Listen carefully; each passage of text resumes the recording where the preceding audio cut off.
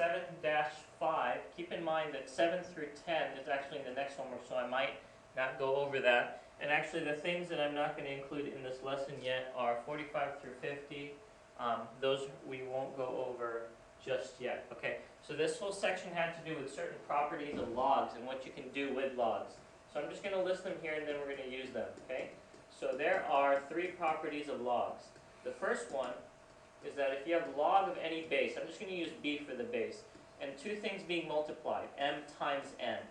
What actually happens is multiplication breaks up into addition. Okay, so I'll do an example. So for example, let's say I had log base 3 of 2 times x, okay, or 2x. That breaks up into log base 3 of 2 plus log base 3 of x. Okay, so multiplication inside a log turns into addition outside of log. I got a clear space, so I'm going to delete this. Let's look at property 2. Property 2 is that division, so if I have m over n, turns into subtraction. Log base b of m minus log base b of n. And I don't think I need to show an example there. Next, this one is kind of weird. I have log base b if it's m to some power, let's say x. What actually ends up happening is there's a property of logs that says you can take this exponent and actually move it to the front here. So it was once here, it's going to actually move to the front and become multiplication.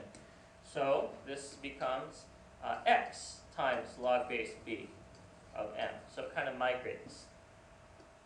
So those are the 3 properties we're going to be using. I'm going to take these and kind of put them off to the side for now, just so we remember what they are. So here they are. Okay, so there's 2 types of problems they're going to ask you. The first one is they're going to ask you to expand, meaning I'm going to use these properties to make the logarithm a little bit bigger. So for example, let's say they had log of 6 over 17, okay? By using property 2, division turns into subtraction, so this is log of 6 minus log of 17, okay? If, for example, they had log, I'm going to give it a base. If you don't have a base, it's assumed to be 10, okay? But you don't need to write the 10. So let's say log base 4 of 3x squared. I'm not going to write the times, 3x squared. According to property 1, this breaks up into log base 4 of 3 plus log base 4 of x squared. The key thing to remember, however, is this can move to the front by property 3.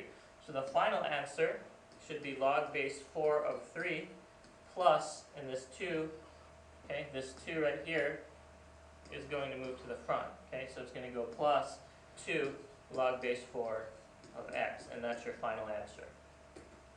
Okay, so let's clear that. Example 3, let's say it was a radical. Let's say you had ln.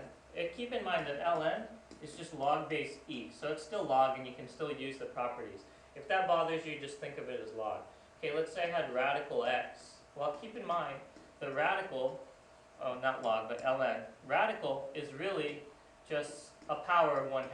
So like before, I can take this 1/2 and I can actually take it and move it to the front here. So the final answer, again, I'm going to take this 1/2 and move it to the front. So the final answer is really 1/2 ln x. Okay, what if there's more than 2 things? So for example, let's say it was a log base 2 of 4x squared y cubed.